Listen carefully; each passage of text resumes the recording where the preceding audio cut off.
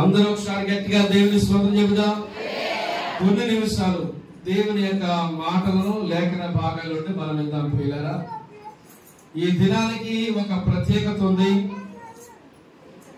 ఈ దినానికి ఒక విశిష్టత ఉంది. చరిత్రలో లిఖితపూర్వకంగా ఈ దినాన్ని గురించి చాలా జ్ఞాపకాలు ఉన్నాయి. యేసుక్రీస్తు ప్రభువారు జయప్రవేశం చేసుకుంటూ యెరూషలేము వెళ్ళిన దినము ఈ దినము. యెరూషలేము యొక్క ప్రజలందరూ అట్టహాసాలతో ఆనంద కేరింతల మధ్య యేసుక్రీస్తు ప్రభువారికి ఘన స్వాగతం పలికిన రోజు ఈ రోజు. మీ ఎదుటి ఉన్న గ్రామంలోకి వెళ్ళండి. బెత్పగే బేతనియా అనే ఒక గ్రామం ఉంటే ఒలివల కొండను ఆనుకుని, ఒలివల కొండ దిగువ భాగంలో ఉన్న ఈ గ్రామం దగ్గరికి మీరు వెళ్ళండి. వెళ్ళగానే కట్టబడి ఉన్న ఒక గాడిద యొక్క పిల్ల మీకు కనబడుతుంది. వెంటనే దాన్ని విప్పి నా యొద్దకు తీసుకురండి. ఒకవేళ ఎవరైనా ఇది ఎందుకు మీరు విప్పుతున్నారు అని కనుక మిమ్మల్ని అడిగితే, ఇది ప్రభువులకు కావలసి ఉన్నదని చెప్పండి. వెంటనే అతడు తోలు పెడతాడు, మీకు ఏ అడ్డం చెప్పడు అని తన శిష్యులు పంపించినప్పుడు యేసుక్రీస్తు ప్రభువారు తమకు ఆజ్ఞాపించిన ప్రకారంగానే వారు వెళ్ళి ఆ గాడిదను నింపుతూ ఉన్నారు. ఓయ్, మీరేం చేస్తున్నారు అని కొందరు అక్కడ ఉన్నవారు అడిగారు. అయితే ఇదిగో మాకు ప్రభు ఈ విధమైన సూచనలు ఇచ్చాడు, ఈ గాడిదను నింపుకుని రమ్మన్నారు అనగానే ఎవ్వరు కూడా ఆయనకు అడ్డం చెప్పలేదు. వెంటనే ఆ గాడిదను తీసుకుని వెళ్ళిపోయారు.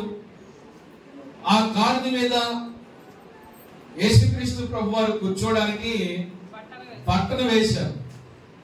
బట్టను వేస్తే చాలా మంది ప్రజలు వారి వస్త్రాలు దారి పొడిగా పరిచారు. కొందరైతే చెట్ల కొమ్మలు నరికి పరిచారు. ఖర్జూరపు మంటలు చేత పట్టుకుని హోసన్నా జయము, హోసన్నా జయము, జయము దావీదు కుమారునికు జయము, ఇశ్రాయేలు రాజు స్తుతించబడును గాక అని కేకలు వేశారు. దేవునికి మహిమ కలుగును గాక. గాన ప్రతిగాన హోసన్నా అనే మాటకు గ్రీకులో పర్యాయ పదము రక్షించు అని అర్థం. హోసన్నా అనే మాటకు రక్షించు, రక్షించు. దాన్ని తర్వాత తర్జమాలో దేవుని యొక్క స్తుతిని కూడా, దేవుని స్తుతించు అని కూడా ఈ పదం వాడబడింది. అంటే యేసు మమ్మల్ని రక్షించు, దావీదు కుమారుడా మమ్మల్ని రక్షించు, మమ్మల్ని కరుణించు అని ప్రభుని స్తుతిస్తూ జయనాదాలు పలుకుతూ కేరింతలు కొడుతూ అట్టహాస్యాలతో ప్రభుని ఘనస్వాగతాలతో పలికిన దినం ఈ దినం. యేసుక్రీస్తు ప్రభువారు ఆయన సేవా రంగంలో ఆయన పుట్టింది మొదలుకొని అంతగా హెచ్చించబడిన దినం మరొకటి లేదు. ఆమేన్ చెబుదాం. ప్రభువారు ఎంతో బలపరచబడ్డారు. అందరూ అనుకున్నారు లోకమంతా ఈయన వెంబడి పోతుంది అని ఒక సామెత. అమ్మా ఆ పొందే కానీ లోకమంతా ఈయన వెంబడి పోతుందని ఒక సామెత కూడా వచ్చింది. దేవునికి మహిమ కలుగునుగా. యేసుక్రీస్తు ప్రభువారిని ఎంత ఘన స్వాగతాలతో పలుకుతున్నారో చరిత్రలో ఈ యొక్క దినం గురించి లిఖితమైపోయింది. దీన్ని మంటలాదివారం అని ఎందుకు పేరు పెట్టారు అంటే, ఆ రోజు చాలా మంది ఖర్జూరపు మంటలు నరికి చేతులు పట్టుకుని ప్రభుని ఆరాధిస్తూ జయనాదాలు పలుకుతూ, అందుకనే ఒక కరుణమైన సినిమాలో ఒక పాట ఉంటుంది, దావీదు తనయ హోసన్నా యూదుల రాజా, దావీదు తనయ యూదుల రాజా. అంటే ఇక్కడ ఈయన ఎలా గుర్తిస్తున్నారు? యూదులు రాజుగా, దావీదు కుమారుడుగా. ఈ యొక్క దినం గురించి, ఈ పరిశుద్ధ ఆదివారం లేక ఈ మంటల ఆదివారంగానే పిలువబడుతున్న ఈ రోజుల గురించి 4 సువార్తలు కూడా రాయబడి ఉందండి. మత్తయి సువార్త 21వ అధ్యాయంలోను, అలాగే మార్కు సువార్త 11వ అధ్యాయంలోను, లూకా సువార్త 19వ అధ్యాయంలోను, యోహాను సువార్త 14వ ఈ 4 అధ్యాయాల్లో కూడా ఈ సందర్భం గురించి వ్రాయడం జరిగింది. ఈ 4 అధ్యాయాల్లో ఈ సందర్భం అంటే 4 సువార్తికులు ఒకే విషయాన్ని ఎత్తి వ్రాశారు అంటే ఈ దినానికి ఎంత ప్రాముఖ్యత ఉందో మనము అర్థం చేసుకోవాలి. చాలా ప్రాముఖ్యత. యేసుక్రీస్తు ప్రభువారు మహిమపరచబడిన దినము. జయము జయము జయము జయమని జయహోని ప్రభువునకు జయనాదాలు పలుకుతూ ఈ వారాన్ని హోలీ వీక్ అంటారంటే పరిశుద్ధ వారం అని ఈ వారాన్ని పిలుస్తారు. ఈ వారం అంతా ప్రభు చేసిన కార్యక్రమాలన్నీ పరిశుద్ధ గ్రంథంలో ఆయన ఎక్కడెక్కడికి వెళ్ళాడో, ఏమేమి చేశాడో, ఏ దినం గురించి అన్ని విఫలంగా రాయబడి ఉన్నాయి. ఒలివల పస్కా పండుగలకు 6 దినాల ముందు లాజరు లేపిన సందర్భాన్ని మనం జ్ఞాపకం చేసుకుంటాం. యోహాను సువార్తలో లాజరు లేపిన తర్వాత యేసుక్రీస్తు ప్రభువారు యెరూషలేమునకు ఆయన సమీపించి వెళుతున్న ఆ సందర్భం మనకు కనపడుతుంది. యెరూషలేమునకు ఆయన సమీపించి వెళుతున్న దినము ఒక గొప్ప జయనాదాలు పలుకుతూ పట్టణమంతా ఏకధ్వని చేస్తున్న అద్భుతమైన విషయాలు మనకు కనబడుతున్నాయి. మార్కు సువార్త చూడండి. మార్కు సువార్త 8వ అధ్యాయము 8వ అధ్యాయం. మత్తయి సువార్త 21వ అధ్యాయం 8వ వచనం. మత్తయి సువార్త 21వ అధ్యాయం 8వ వచనం చదవండి. ఏమండి? జనసమూహంలోను అనేకులు తమ బట్టలు దారి పొడుగునా పరిచి కొందరు చెట్ల కొమ్మలు నరికి దారి పొడుగునా పరిచిరి. జనసమూహంలో ఆయనకు ముందు వెళ్ళుచుండిన వారును వెనక వచ్చుచుండిన వారును దావీదు కుమారునికి జయము ప్రభు పేరిట వచ్చువాడు స్తుతింపబడును గాక. దావీదు కుమారునికి జయము ప్రభు పేరిట వచ్చువాడు స్తుతించబడును గాక. సర్వోన్నతమైన జయము అది కేకలు కేకలు కేకలు కేకలు. చిన్నవారు మొదలుకొని పెద్దవారి వరకు కూడా ప్రభుని ఏం చేస్తున్నారంటే కేకలు వేస్తూ ప్రభుని స్తుతిస్తున్నారు. దేవునికి మహిమ కలుగును గాక. పెద్ద కేక వేసి దేవుని స్తోత్రం చెప్పండి. ఇంకా గట్టిగా, ఇంకా గట్టిగా పెద్ద కేక వేసి హల్లెలూయా అంటే ముగించాక హల్లెలూయా కొంచెం సాగది. ఆమేన్. ఒక పెద్ద ఏమంటే జయనాదాలు పలుకుతూ ప్రభుని ఎంత గట్టిగా స్తుతిస్తున్నారు. చిన్నవారు మొదలుకొని పెద్దవారు, బాలురు అలాగే పెద్దవారు, శిష్యులు ఏకధ్వని చేస్తూ కొందరైతే దారి పొడిగిన తమ వస్త్రాలు పరిచారంట. కొందరైతే చెట్లు కొమ్మలకి దారి పొడిగిన పరిచి ప్రభుని ఆహ్వానిస్తున్నారు. ఏమండి? ఒక అద్భుతమైన మాట చెప్తారు, మీరు అందరూ వినాలి. యేసుక్రీస్తు ప్రభుకి ఈ దినానికి ఉన్న ప్రత్యేకత ఏంటంటే వినాలి వినాలి వినాలి వినాలి వినాలి ఈ దినానికి ఉన్న ప్రత్యేకత ఏంటంటే యేసుక్రీస్తు ప్రభుకి రాజుగా పట్టాభిషేకం చేసిన దినం ఈ రోజు. చెప్పండి కొట్టరా మరి. ఈ దినం రాజుగా పట్టాభిషేకమైన దినం ఈ రోజు. యెహూ అనే ఒక రాజు ఉంటాడు. అటు సైన్యంలో సైన్యాధిపతి ఒకడే. అహాబు రాజు దగ్గర పనిచేసేవాడు. అహాబు రాజు చేసిన దుర్మార్గతను బట్టి అహాబు రాజును దేవుడు తొలగించి ఆ తర్వాత యెహూ అనే వ్యక్తిని రాజుగా పట్టాభిషేకం చేయడానికి అతన్ని కోరుకుంటాడు. దేవుడిచ్చిన సెలవు బట్టి ప్రవక్త వెళ్ళి ఆ వ్యక్తిని తైలం పోసి అభిషేకించమంటే తైలం పోసి రాజుల గ్రంథం 2వ రాజుల గ్రంథం 9వ అధ్యాయంలో విషయాలు ఉంటాయి, చదవకపోయినా పర్వాలేదు. అయితే 9వ అధ్యాయం 11వ వచనంలో మాట రాయబడమాట. యెహూదును అతను పట్టాభిషేకం చేయడానికి లేక తైలం పోసి రాజుగా అభిషేకం చేస్తే అభిషేకం అయిన తర్వాత జనులు మెట్ల పొడవున వస్త్రాలు పరిచి బాకాలు ఊది రాజులకు రాజు చిరంజీవి అగుని దాకని గాన ప్రతిగానం చేస్తూ రాజు గురించి ఆర్భాటాలు చేస్తున్నారు.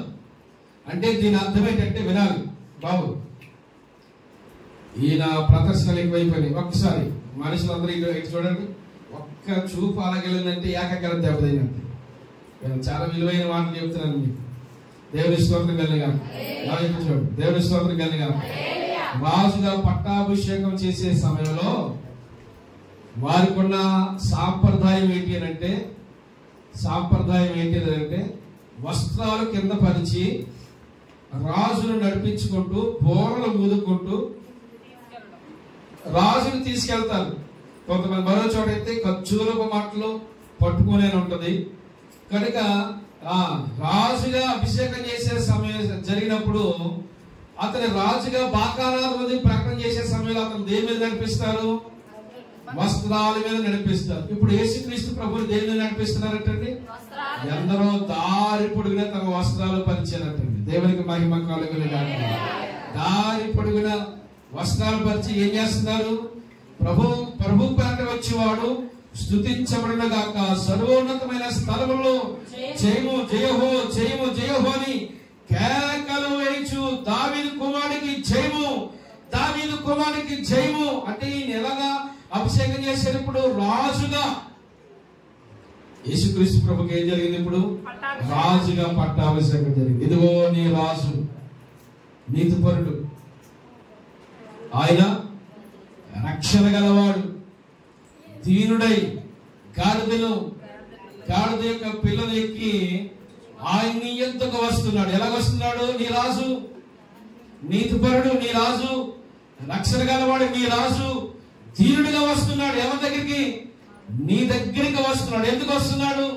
మనకున్న దారిద్రత స్థితిని తొలగించాలని, మన బ్రతుకులు బాగు చేయాలని, మన పాపాంధకార జీవితాల నుండి విడుదల మనకి ఇవ్వాలని ఆయన రాజుగా అభిషేకం చేస్తుంటే దావీదు కుమారుడికి జయము జయము. దావీదు కుమారుడు అంటే రాజుల వంశం కదా. మరి ఇప్పుడు ఈయన ఎలాగా జనులు ప్రకటన చేస్తున్నారు? రాజుగా ప్రకటన చేస్తున్నారు. దేవునికి మహిమ కలుగును గాక. అంటే ఇప్పుడు ఏమైంది? రాజుగారికి పట్టాభిషేకం అయింది. హల్లెలూయా. రాజుగారికి పట్టాభిషేకం అయింది. ఇదిగో నీ రాజు. ఏమండి, మీరు ప్రవీణ్ ప్రకటన గారి యొక్క వర్తమానం వినండి. ఆయన ఎప్పుడు చూసినా ఆయన రాజు, ఈ రాజు మన దారిద్రత నుండి ఎన్ని చట్టాలు, ఈ భారతదేశంలో ఉన్న చట్టాలు ఎన్ని రూపమాపడి రాజు, ఈ రాజు ఉండబట్టి ఈ రోజు మనం క్షేమంగా ఉన్నాం.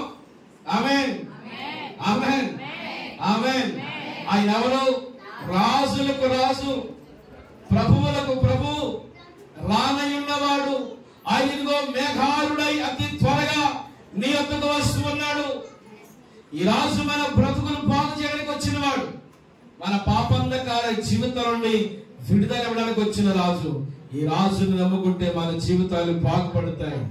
ఎందరో ఎందరో ఎందరో ఎందరో యేసుక్రీస్తు ప్రభుని దేవుడిగా అంగీకరించారు, ఆయన రాజుగా గుర్తించారు. ఎవరు? ఆయన రాజుగా ఏం జరిగింది? ఆయనకైతే పట్టాభిషేకం జరిగింది. వినాలి, ప్రాముఖ్యమైన మాట చెప్తున్నా. ఆయన పట్టాభిషేకం జరిగింది కానీ రాజ్య పరిపాలన ఇంకా జరగలేదు. అర్థమైందా? పట్టాభిషేకం అయిపోయింది, రాజ్య పరిపాలన అతి త్వరలో జరుగుద్ది. మొదటిసారి వచ్చినప్పుడు ఆయన దీనుడిగా వచ్చాడు, గాడిదనెక్కి వచ్చాడు. గాడిద మీద వెళ్ళిన వారు సమాధానానికి గుర్తు. అమ్మా, గాడిద దేనికి గుర్తు? సమాధానానికి గుర్తు. ఆయన కోరుకుంటే పలక మీద రాగలడా? ఏదికి రాగలడా? అహంభావానికి గుర్తు, పల్లకి గౌరవానికి గుర్తు. చాలా చాలా ఉన్నాయి. విలువైన రథాలు ఉన్నాయి, రాజులు వాడే వాహనాలు ఉన్నాయి, గుర్రాలు ఉన్నాయి. ఇలాంటి వాటి మీద రావచ్చు కదా, వాటి మీద రాలేదు. ఎలాగొచ్చాడు ఆయన? గాడిద మీద వచ్చాడు. గాడిద మీద వచ్చిన వాడు సమాధాన పరచడానికి మాత్రమే. ఆమేన్. యుద్ధం చేయడానికి కాదు. మొదటిసారి వచ్చినప్పుడు ఎలా వచ్చాడు? దీనుడిగా గాడిదెక్కి ఆయన దీనత్వం కలిగి ఈ లోకానికి రావడం జరిగింది. ఇంకో మాట చెప్తాడు, ఆయన పుట్టినాడు ఏం జ్ఞాపకం చేసుకున్నా? క్రిస్మస్ కదా, క్రిస్మస్ పండుగ. మరి ఇది పట్టాభిషేకం చేసిన దినం, అది పండుగ, ఇది పండుగ. స్వతం చెప్పరా మీరు? ఇది పండుగనా? ఆయన పట్టాభిషేకం చేసిన దినాల్లో మరి వాతావరణం ఎలాగుంటది? ఆ పట్టణం అంతా ఎలాగుంటది? ఆ దేశం అంతా ఎలాగుంటది? రాజుగారికి పట్టాభిషేకం చేసిన దినం మామూలుగా ఉంటుందా? చెప్పలేడు. దేవుని స్తోత్రం చెబుదాం. ఈరోజు ఏమండి, ఆయన జీవితంలో మనం అన్వయించుకున్న లేకపోతే చూస్తున్న ప్రతి మాట కూడా అన్ని లేఖనాలు ఆధారంగా ఉంటాయి. కానీ లేఖనాల ఆధారం లేకుండా ఏదో యాదృచ్ఛికంగా జరిగే విషయాలు ఏమి కాదు. అన్ని కూడా పకడ్బందీగా లేఖనాలు ఆధారంగానే ఆయన జీవితం ఏ ప్రాంతం వెళ్ళినా, ఎక్కడ ప్రయాణం చేసినా, ఏ కార్యం చేసినా అన్ని లేఖనాలు ఆధారంగానే ఉంటాయి. కనుక ఆయనకి రాజుగా పట్టాభిషేకమైంది. రాబోతున్న దినాల్లో ఏం ప్రారంభమైంది తెలుసా? రాజ్య పరిపాలన జరిగింది. దేవునికి స్తోత్రం కలుగుగాక. దానియేలు గ్రంథంలో మనం చూసాం, చదవద్దులే కానీ దానియేలు గ్రంథంలో మనం చూసాం. ఇదిగో నెబుకద్నెజరుకు ఇచ్చిన దర్శనములో రాజ్య పరిపాలన ఎలా జరుగుతుందో, ఆ విగ్రహానికి లేక ఆ ప్రతిమలకు ఉన్న భావం ఏంటో దానియేలు గారు స్పష్టంగా నెబుకద్నెజరుకు రాజు చెప్పాడు.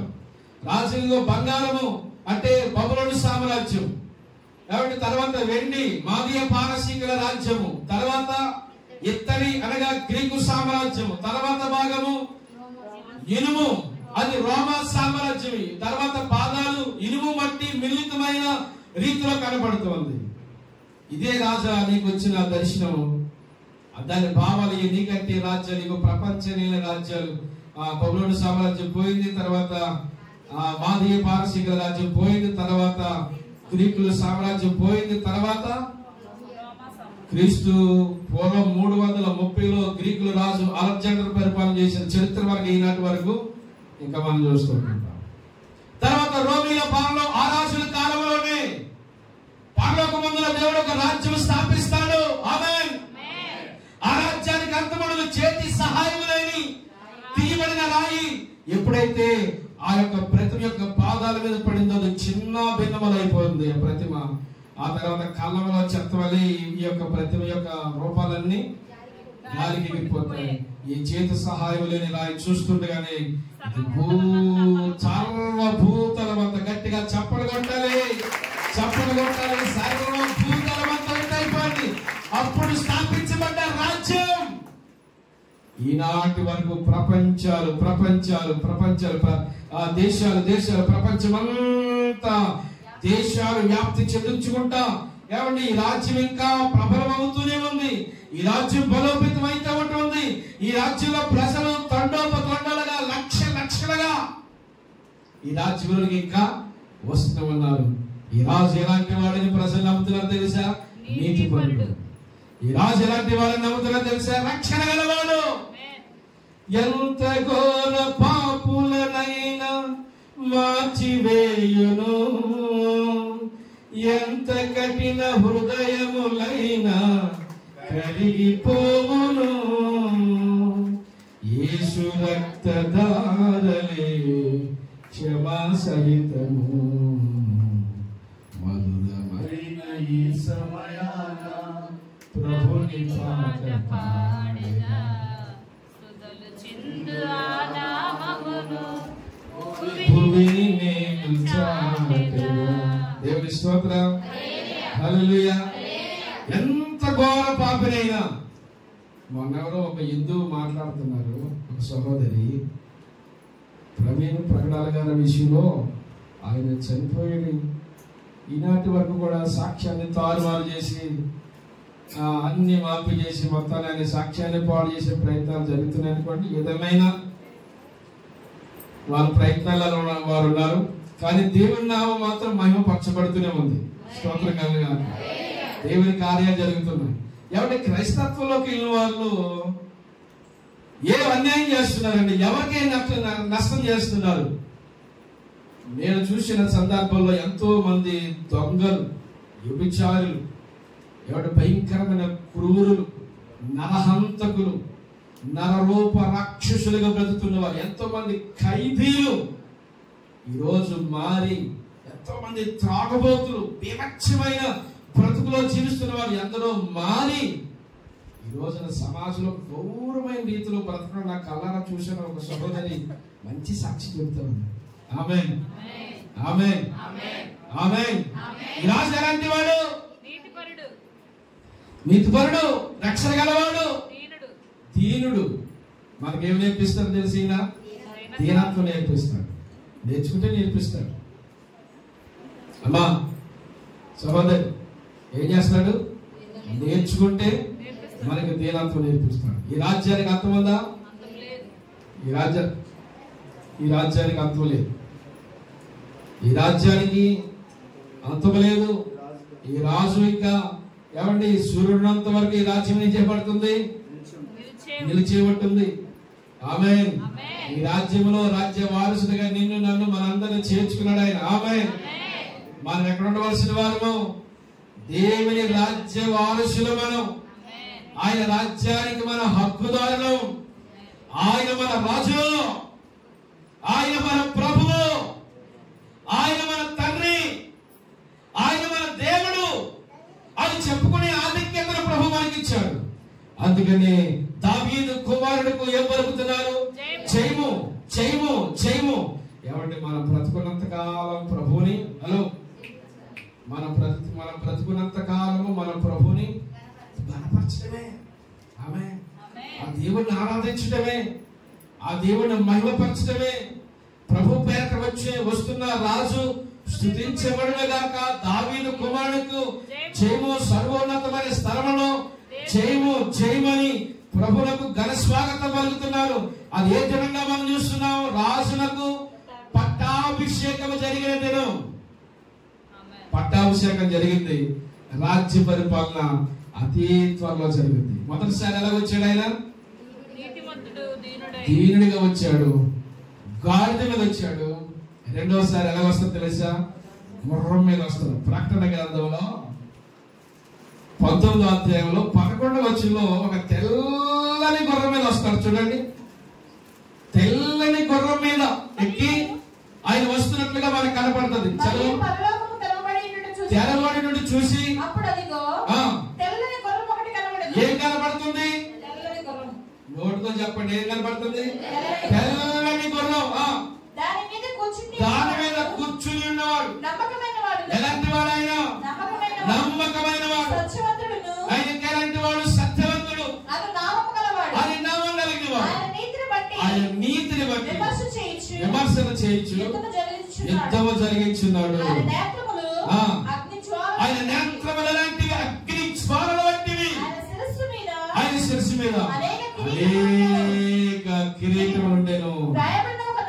దేవునికి మహిమ, చాలు దేవునికి మహిమ కలుగును గాక. ఈ దేవుని స్తోత్రం చెబుదాం. ఈ రాజు ఎలా వస్తున్నాడు, ఇప్పుడు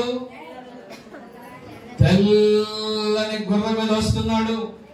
ఎందుకు వస్తున్నాడు తెలుసా, రాజ్య పరిపాలన చేస్తాడు. ఇప్పుడు ఏమండి, అనీతిని, దుర్మార్గతను, ఆర్మగద్దోను యుద్ధం గురించి ఉంటుంది. ఆ యుద్ధంలో మొత్తం ప్రపంచమంతా స్మాష్ అయిపోద్ది. ఆయన నూతన ఆకాశం, కొత్త భూమి, నూతన సృష్టి, కొత్త ఆకాశము, కొత్త భూమి అనగా నూతన సృష్టి అని యెరూషలేమును మనం చూస్తాం. ఏమంటే ఆ రాజ్య వారసులందరూ ఆయనతో ఉంటారు. అంతకుముందు చనిపోయిన వారు ఆయన తీసుకొస్తాడు. ఏమంటే ఆయనతో ఉండి ఏం చేస్తాం మనం అందరం కలిసి, రాజ్య పరిపాలన. ఎన్ని సంవత్సరాల రాజ్య పరిపాలన, ఏండ్ల రాజ్య పరిపాలన. దేవునికి స్తోత్రం కలిగాక. హల్లెలూయా. అదృష్టం చెబుదాం. ఎన్నేళ్ళు, ఎలుపై యేసు రాజ్యమేలును, ఈలోక రాజ్యములన్నీ ఆయన ఏలును. ఎలుపై యేసు రాజ్యమేలును, ఈలోక రాజ్యములన్నీ ఆయన ఏలును. నీతి వర్ధిల్లును, పాడాలి. నీతి సాక్షి వర్ధిల్లును, న్యాయమే కనబడును. పాడండి. యేసు వచ్చుచున్నాడు.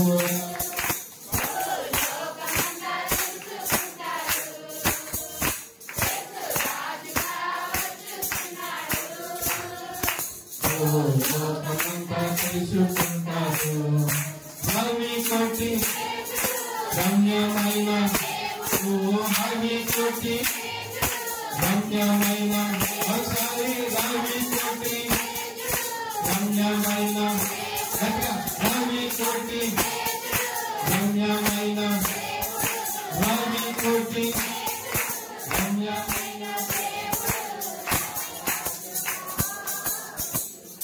రవికోటి తేజలు అంటే మీకు గట్టిగా రవికోటి రమ్యమైన, రవికోటి రమ్యమైన.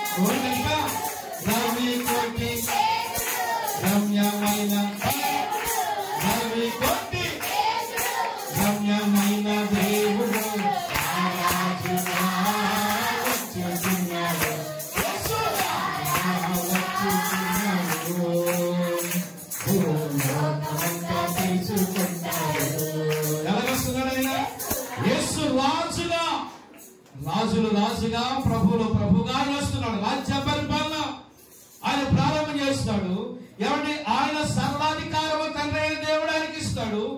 భూమి మీద ఆయనకి ఇష్టమైన వారికి ఏమి ఇవ్వాలనుకుంటాడో అది ఆయన ఇస్తాడంట. ఆమేన్. అందుకనే ఎవరికి ఇష్టంగా బ్రతకాలి మనం?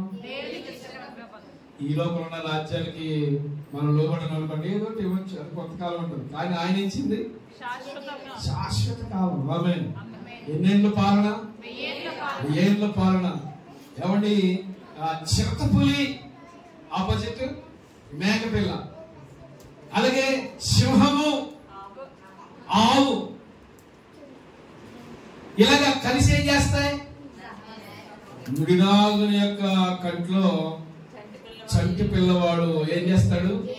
ఏలు పెడతాడు. అయినా కానీ ఏలు పెట్టిన గుడ్లు ఏలు పెడితే మాట కూరుకుంటావా?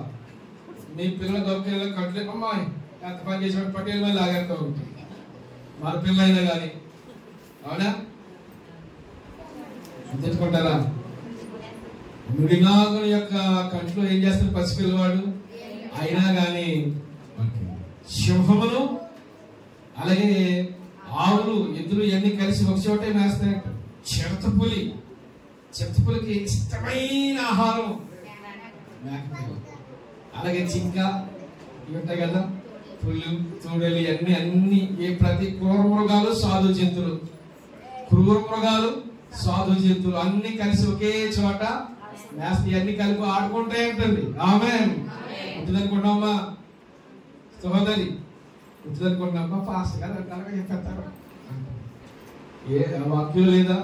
యెషయా గ్రంథం 11వ అధ్యాయం చదువుతులే కానీ అక్కడ నీతిపాలన యుగం గురించి, నీతిపాలన కాలంలో ఏం జరుగుద్దో అన్ని రాయబడతాయి. దేవుడికి స్తోత్రం కలిగాక. ప్రతి క్రూరత్వము యేసు నామములో కాలిపోవాలి. సింహం ఏం తెలుసా? ఆవు మేసినట్లుగా గట్టి మేస్తది. మా సింహం ఏం వేస్తుంది? గట్టి. గుర్రం కాలితేనట్టు ఏం చేసిందంట? అన్ని ఉన్నట్టు ఇలా అయిపోతాం, మనం ఉప్పిపోతాం. ఏమి లేనప్పుడు జారపడిపోతాం. మన నైజమని. దేవుని రాజ్యం చాలా ఆశీర్వాదకరమైంది ప్రియులారా. ఆయన రాజ్యంలో మనం ఉండాలంటే భూలోకలు ఎలా ఉండాలి తెలుసా? సాధు జంతువులాగా మార్చబడదు గాక. కోరలో ఉండకూడదు. కోరలన్నీ ఏం చేయాలి? ఇరిగిపోవాలి. గోర్లు ఉండకూడదు. రాక్షసి గోర్లు. కొంతమంది దెయ్యాల గోర్లు పెంచుకుంటారు. కొంతమంది కోరలు పెంచుకుంటారు. కొంతమంది కొమ్ములు, అవునా? ఉంటాయి కొమ్ములు. కొంతమంది కళ్ళు నెత్తికెక్కేసిన తరమని ఒకటి ఉందని బైబిల్లో చాలా స్పష్టంగా ఉంది. ఎన్ని యేసు నామములో కాలిపోవును గాక. కళ్ళు ఎవరి? మన సహోదరుడు కైనా కదా, సౌలు గారు. ఆయన కళ్ళుండి ఏమి రాలిపోయి అంట? పొరలు. చిన్నప్పుడు పట్టిన దొండాకు పసర, అమ్మ పట్టిన దొండాకు పసరంతా ఏమైంది? ఇప్పుడు పిండే లేదా? దేవుడు 3 దినాలు చూపు లేకుండా నేలను దేగుతా, ఎవరి ఆహారం లేక ఎలాగ బోర్ నేడుస్తాడో. ఇంత బడాయి కబుర్లు చెప్తా మనం. చిన్న బలహీనత వచ్చిందంటే ఎంతలా పురుగుపోతామో, ఎంత ములుగుచ్చుకో ఏమైపోతాం? ఒళ్ళంతా చర్మచ్చం. 3 అయినాయనుకో ఏమైపోతాం? 3కే ఇంక లేక అమ్మా సహోదరి కాయటట్టు అమ్మా. ఏం కాయ? సీస పెట్టామో లాగా కావడి వారు కానబాలేదు. ఏం చేద్దాం మరి ముందు రోజుల్లో చాలా యాక్టివ్గా ఉన్నాం. ఏమవుతుంది? మన బలం అంతా ఒక్కసారిలోనే బలహీనమైపోతాం. దేవుడు చల్లగా చూడబట్టి ఈ రోజున మనం క్షేమంగా ఉన్నాం ప్రియులారా. దేవునికి మహిమ కలుగునుగాక. ఈ రాజు మనం బాగు కోరేవాడు గాని దీని ఆశను కోరేవాడు కాదు. ఈ రాజు రక్తపాతం సృష్టించేవాడు కాదు. ఈ రాజు మీద ఆనాడు నుండి అనేకమైన కుట్రలు ఎన్ని కుట్రల్లో చాలా విషయాలు చెప్పాలంటే ఈ రాజుకి ఘనస్వాగతం పలుకుతున్నారు. ఎవరిని? శిష్య బృందం అంతా ఘనస్వాగతం పలుకుతున్నారు. పిల్లలు ఘనస్వాగతం పలుకుతున్నారు. ఈయన కనపరుస్తున్నారు. ఒక మాట చదువు చూడండి. లూకాసు సువార్త 19:32. 19:32. లూకాసు సువార్త 19:32. పంపబడిన వారు వెళ్ళి ఆయన తమతో చెప్పినట్టే కనుగొని ఆ గాడిద పిల్లను విప్పుచుండగా దాని యజమానులు మీరు గాడిద పిల్లను ఎందుకు విప్పుచున్నారని వారిని అడిగిరి. అందుకు వారు 37 ఒలివల కొండ నుండి దిగుచోటికి సమీపించినప్పుడు శిష్యుల సమూహమంతయు సంతోషించు ప్రభు పేట వచ్చు రాజు స్తుతింపబడునుగాక. సమాధానమును సర్వలో మహిమయు కలుగునుగాక. చూచిన అద్భుతములన్నిటి గురించి మహాశబ్దముతో దేవునికి స్తోత్రము చేయసాగిన. దేవునికి మహిమ కలుగునుగాక. అమ్మా, ఇంకా చాలా మంది రెస్పెక్ట్ అవుతున్నారు. దేవుని స్తోత్రం కలుగునుగాక. రెండు చేతులెత్తిన దేవుని స్తోత్రం కలుగునుగాక. స్తోత్రము మహిమ ఘనత ప్రభావము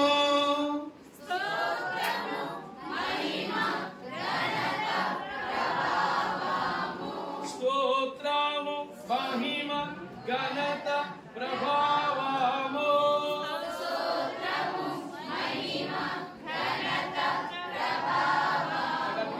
అంతే వాయిస్ పెంచాలి గట్టిగా.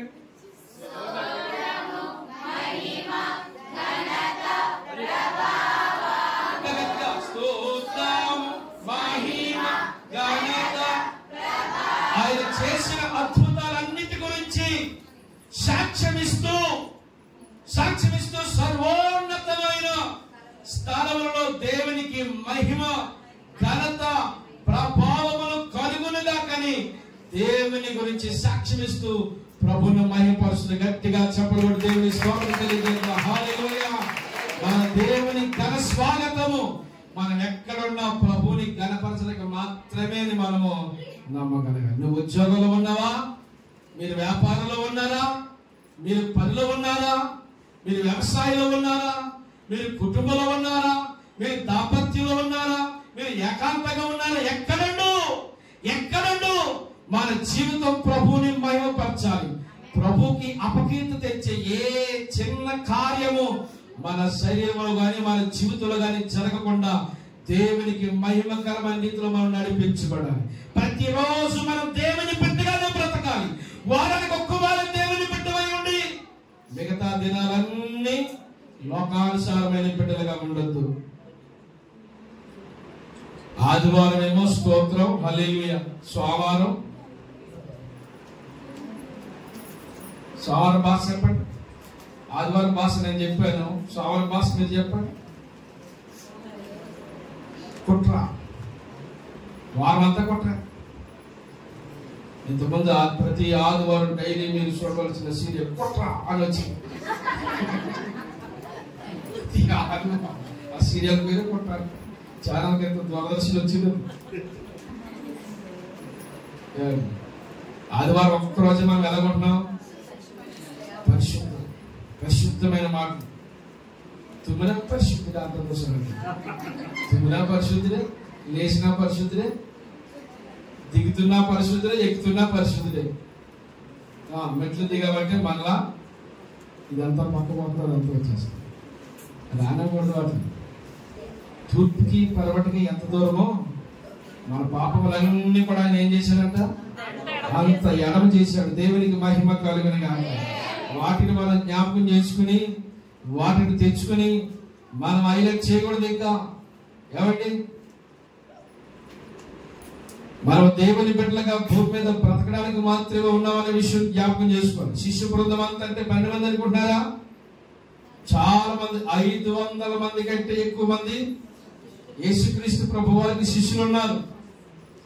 బహిరంగంగా కొంతమంది ఉన్నారు, రహస్యంగా కొంతమంది ఉన్నారు. ప్రభు చేసిన అద్భుతాల గురించి ఏమండి, ఎక్కడ దాయగలమయ్యే ప్రభు అద్భుతాలు? లాజరు, చనిపోయిన లాజరు లేపాడైనా. యేసు ప్రభువును చూడడానికి మాత్రమే కాకుండా ఆ పండగలకు వచ్చిన వారు లాజరు కూడా చూడడానికి వచ్చారంట. స్తోత్రం చెప్పండి. ఎవరు సెలబ్రిటీ అయిపోయారు ఇప్పుడు? లాజరు కూడా సెలబ్రిటీ అయిపోయాడు. దేవుణ్ణి నమ్ముకోక ముందు పనికిమాలి పాత్ర, దేవుణ్ణి నమ్ముకున్న తర్వాత పనికొచ్చే పాత్ర. ఆమేన్. ఇప్పుడు చాలా మంది దైవ సేవకులు దేవుడు దొరకట్లేదు. దేవుళ్ళకి రాకపోతే ఆయన ఎవరికో తెలియదు. దేవుడి మీద మనం ఆధారపడి ఎంత ఆశీర్వాదం మనకి. మనం ఒకప్పుడు ఎవరు పనికి మాలిన పాత్ర, పనికి రానిది, ఉపయోగపడదు. ఇప్పుడు దేవుడు మనందరిని ఎలా తయారు చేశాడు? పనికొచ్చే పాత్రలుగా తయారు చేశాడు. దేవునికి మహిమ కలుగును గాక. మరొక విషయం 21 ఆయన యెరూషలేము వెళ్ళి ఏం చేశాడు? ఈ రాజు వెళ్ళి ఏం చేస్తున్నాడో మొదటి చేసే కార్యాన్ని మనం చూస్తే మత్తయి సువార్త 21:12 చదవమా. ఈ రాజు చేసే కార్యాలు మనం చూద్దాం. ఆయన ఎక్కడికి ప్రవేశించాడు? యెరూషలేము వెళ్ళి పట్టాభిషేకులైన తర్వాత నిర్భయంగా యెరూషలేము దేవాలయములోనికి వెళ్ళి దేవాలయములో క్రయ విక్రయములు చేయవారందరినీ వెళ్ళగొట్టి రోకలు మార్చి వారిని, బల్లలు గుమ్మలము వారిని, పీఠములను పడద్రోసి నా మందిరము ప్రార్థన మందిరం అనబడును అని వ్రాయబడి ఉన్నది. అయితే మీరు దాన్ని ఎలా చేశారు? దొంగల గుహగా చేశారు. టైం చూడకండి. మీరు ఎవరండి? నేను చూసి చెప్తాను. మీ టైం ఎప్పుడు, మీ పోయే టైం ఎప్పుడు నాకు తెలుసు. దేవుని స్తోత్రం కలిగాక అందరి స్తోత్రం చెప్పండి. హల్లెలూయా. ఎలా చేశారు నా మందిరాన్ని? మీరు దొంగల గృహగా. ఎవరిని? దేవుని మందిరంలోనే రాజకీయాలు, దేవుని మందిరంలోనే వ్యాపారాలు. శాస్త్రులు, పరిచయలు, సద్దుకాయలు ఉన్నారా? వీళ్ళకి ఈ సద్దుకాయలు అన్న వాళ్ళకి రాజకీయ పలుకుబడి ఎక్కువ. బాగా ధనికులు వీళ్ళు.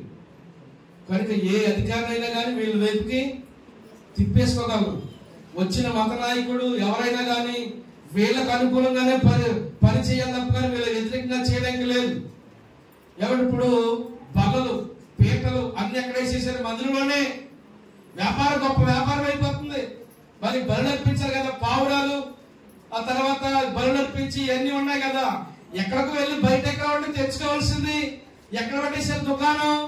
మందిరంలోనే, దేవాలయంలోనే. దేవుని యొక్క ఆ నామస్మరణ కంటే వ్యాపార కేంద్రము, లోక సంబంధమైన ఇదంతా ఎక్కువైపోయింది. దేవుడు ఒక్కసారి మందిరం చూసినప్పుడు ఆయన హృదయం చాలా బాధపడిపోయాడు.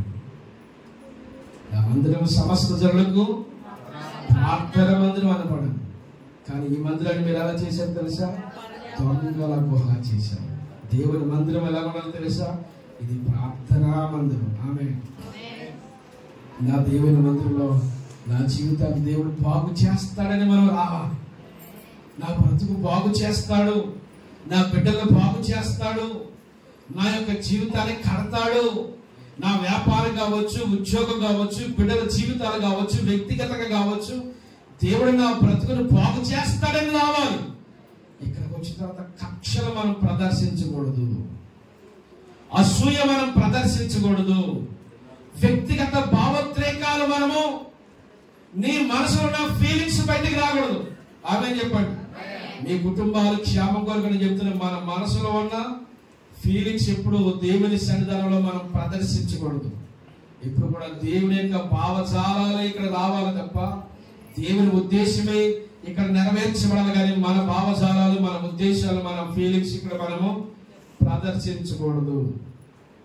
కక్షలు, కార్పణ్యాలు, వ్యతిరేకమైన స్వభావాలు, పాపము దేవుని సన్నిధానంలో జరగకూడదు. అందుకని నాభి సూత్రము కోయబడాలి. దేవునికి మహిమ కలుగునుగాక. ఈ నాభి సూత్రం వేరు చేయబడాలి. పాపపు రక్తపు మరకలు కడగబడాలి. ఉప్పుతో నువ్వు శుభ్రం చేయబడాలి. మన జీవితం పరిశుద్ధం చేయబడాలి. దేవుని సన్నిధి సమస్త జనులకు ఏంటో తెలిసింది? ప్రార్థనా మందిరం. ఎవరి మనసులో చెడగొట్టద్దు, ఎవరి మనసులో వినవద్దు, ఎవరి మనసులో పాడు చేయొద్దు. ఒకవేళ నీవు నా మందిరాన్ని పాడు చేస్తే నేను నిన్ను పాడు చేస్తానన్నాడు. అందుకనే మన ఎవరి మీద ఏమన్నా కానీ ఎవరికి అప్పగించారు తెలుసా? దేవునికి అప్పగించారు. మనము సొరబడి, మనము ఒక అడుగు ముందుకు వేసి మనం ఏమైనా కార్యక్రమాలు చేసేవాళ్ళకి అది రిస్క్ అయింది, అది నేరం అవుద్ది, చట్టానికి వ్యతిరేకంగా ఉంటాం, తర్వాత చట్ట విరుద్ధంగా మన మీద కేసు అయింది. అది దేవుడికి అప్పించేసి దేవుడు చట్ట పెట్టడం ఎలా అవుద్ది? ఎవరి మీద వెళ్తావు కేసు? ఎవరి మీద వెళ్తావు కేసు? నా ఆశ నెరవేరింది అంతేనా? నువ్వేమనుకున్నావు? అలాగనగా కాదనుకో, చెప్తున్నాను మామూలుగా, మీలో ఒక సహోదరుగా చెప్తున్నాను. ఎవరికి అప్పగించడం మంచిది? యేసుక్రీస్తు ప్రభువారు ఏమన్నారు? నేను తీర్పు తీర్చడానికి వచ్చానా? ఒక ఇద్దరు సహోదరులకి ఆస్తి తగాదాలు వచ్చినాయండి. ఏమొచ్చింది? ఆస్తి తగాదాలు వచ్చింది. ప్రభువా, ఇదిగో మా ఇద్దరికి ఓటలు వేయడం సరిగ్గా లేదయ్యా, ప్రజలు ఆలోచన న్యాయం చేయట్లేదు, మా ఇద్దరికి సరైన ఓటలు వేయని ఓటలు వేయమని వచ్చానండి. ఆయన అన్నాడు, రే నేను మీ ఓటలు వేయడానికి వచ్చానా, మీకు న్యాయం తీర్చడానికి వచ్చానా? నా తండ్రి పని చేసుకోవడానికి వచ్చాను. మీకు అయ్యో ఓటలు పంచడానికని, మీ న్యాయాలు తీర్చడానికి, మీకు చట్టాలకు, మీకు తీర్పు తీర్చడానికి. తీర్పు తీర్చే పని నా దేవుని పని. దేవునికి మహిమ కలుగును గాక. నా పని నాకు చేసుకోవడానికి చేరుకోవడం. 33.5 సంవత్సరాలు ఆయన చరిత్రలో చూడండి, ఏ రోజుని ఖాళీ లేదు, ఏ రోజుని ఖాళీ లేదు. పగలంతా పరిచర్య, రాత్రంతా పని, రాత్రంతా ప్రార్థన, పగలంతా పరిచర్య, రాత్రి ప్రార్థన. దేవునికి మహిమ కలుగును గాక. మనకి ఏ తగాదులున్నా, ఏ మనస్తత్వాలున్నా అవన్నీ బయట ఉండాలి తప్ప కానీ దేవుని మందిరం లోపలికి రాకూడదు. దేవునికి మహిమ కలుగును గాక. అందరూ దేవుని స్తోత్రం చెబుదాం. మనం మన జీవితం ఎలాగుందో ఒకసారి మనం గమనిద్దాం. దేవుని ఆయన రాజుగా పట్టాభిషేక్తుడు అయిన తర్వాత దేవుని యొక్క మందిరంలోకి వెళ్ళి పనులన్నీ పడగొట్టేసి వేసాడంట. రోగులు మార్చేవారు. కొరడా తీసుకుని ఏం చేశారు తెలుసా? పేరు చేశారు. ఒక్కసారి అందరూ ఆశ్చర్యపోయారు. ఈయనలో ఎప్పుడు ఇంత కోపమో చూడలేదని ఆశ్చర్యపోయారు. శిష్యుడికి ఆశ్చర్యపోయారు. దేవుని మందిరము దేవుని మందిరంగానే ఉండాలి. ప్రార్థన జీవితంగానే ఉండాలి. దేవుని సన్నిధిలో దేవుని కార్యక్రమాలు మాత్రమే జరగాలి. మన భావజాలాలు ఏ రోజును కూడా, మన ఫీలింగ్స్ ఏ రోజును కూడా దేవుని మందిరంలో ప్రదర్శించకూడదు. అది మన జీవితానికి అదిష్టము అని దేవుని సేవకునిగా ఈ యొక్క సందర్భంలో మీ అందరికీ తెలియజేయగలిగి దేవునికి మహిమ కలుగును గాక. అందరూ దేవుని స్తోత్రం చెబుదాం. మన దేవుని సన్నిధిలో మన హృదయాలు ఎలా ఉన్నాయో, మన పరిస్థితులకి ఒక్క మాట చెప్పి నేను ముగిస్తాను. ఆయన పట్టాభిషేక్తుడు అయిన తర్వాత ఆయన మీద ఎంత కుట్ర జరుగుతుందో, చాలా కుట్ర జరుగుతుందండి. ఎవరి మీద? యేసుక్రీస్తు ప్రభు మీద. అన్ని వచనాలు జ్ఞాపకం చేయడానికి సమయం లేదు కానీ యోహాను సువార్త 12వ అధ్యాయము 19వ వచనం, ఈ వచనం చదువుకుని మనం ప్రార్థన చేసుకుందాం. కావున పరిచయులు ఒకరితో ఒకరు. చూసారా? కావున పరిచయులు ఏమనుకున్నారు? మన ప్రయత్నాలు ఎట్లు నిష్ప్రయోజనమైపోయినవో చూడండి. ఇదిగో లోకము ఆయన వెంట పోచున్నదని చెప్పుకుంటున్నారు. అంటే వీళ్ళ ప్రయత్నాలన్నీ ఏమైపోతున్నాయి? నిష్ప్రయోజనం అయిపోతున్నాయి. ఆ పైనేమో శిష్యులందరూ ఇంకా మనం చదివిన వచనంలో శిష్యులు ప్రభుని స్తుతించి పొగుడుతూ ప్రభుని ఆరాధిస్తుంటే నీ శిష్యులు గద్దించవయ్యా అన్నారు. నీ శిష్యులు గద్దించి ఎందుకెళ్ళేలాగా కేకలేసి మోగుతున్నారు, ఎందుకెళ్ళగా అల్లరి చేస్తున్నారు అంటే అప్పుడు ఆయన అన్నాడు కుట్రభావంతో, ఆ మధ్యశివంతులు అంటే వారి హృదయాలు కలవడంతో నిండిపోయి ఏంటి పట్టణం అంతా ఈయన వెంబడిపోతుంది.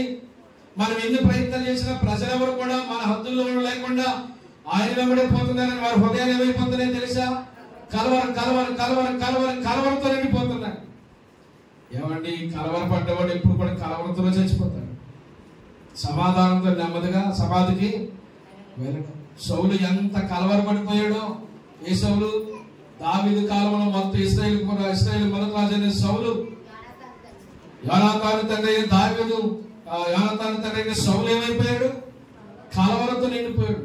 లాస్ట్కి చివరికి కలవరంతోనే చనిపోయాడు. నెమ్మదితో సమాధికి వెళ్ళాడు. మనలో ఏ కలవరం కూడా ప్రతిరోజు ఎలాగొనాలి తెలుసా? ప్రశాంతంగా ఉండాలి. ఆమె అప్పుడు నాకు కోపం చూసిందా? ఎలా ఉండాలి? ప్రశాంతంగా ప్రశాంతంగా ఉండాలి. స్తోత్రం కలిగా అందరూ చెప్పండి. ఎలా ఉండాలి? ప్రశాంతంగా ఉండాలి. ఎప్పుడు చూసినా నీ ముఖం చూసినా ఎలా కనపడాలి? ప్రశాంతంగా కనపడాలి. చాలా ప్రశాంతంగా కనపడాలి. ఏ బాధ లేకుండా నెమ్మదితో మనం ఉండాలి. ఏ కలవరం మన హృదయంలో పని చేయకూడదు. ఏ లోకపు ఆలోచన మన హృదయంలో పని చేయకుండా ఉండును గాక. హల్లెలూయా. యేసుక్రీస్తు ప్రభుని పట్టుకోవాలని, యేసుక్రీస్తు ప్రభుని ఏదో రకమైన రీతిలో మానసికంగా కృంగదీయాలని ఎన్ని ప్రయత్నాలు చేసినా వీళ్ళు అనుకుంటున్న మాట చూసారా? మన ప్రయత్నాలు ఎప్పుడు నిష్ప్రయోజనం అయిపోతున్నాయి. లోకమంతా లోకమంతా ఎవరు ఇవ్వబడింది?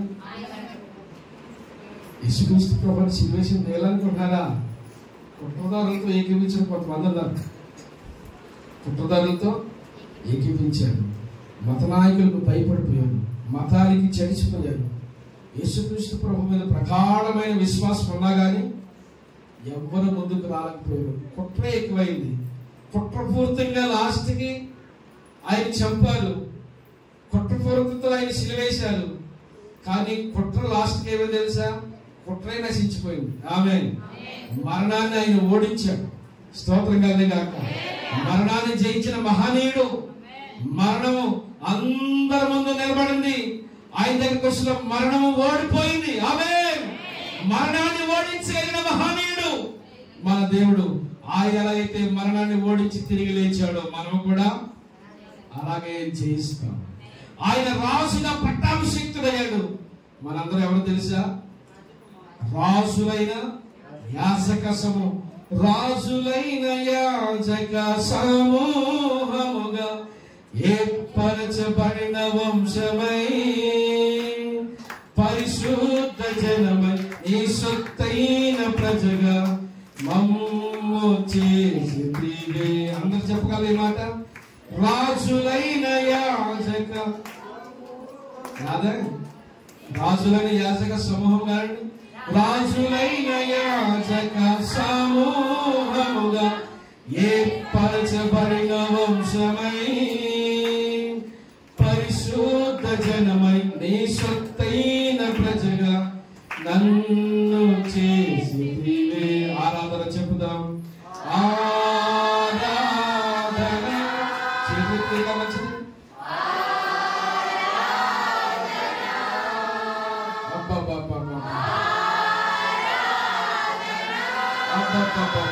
ఇంకా చేతులు ఆరాధన ఆరాధన నా యేసు ప్రభునకే, నా యేసు ప్రభునకే, నా యేసు ప్రభునకే, ప్రియ యేసు ప్రభునకే.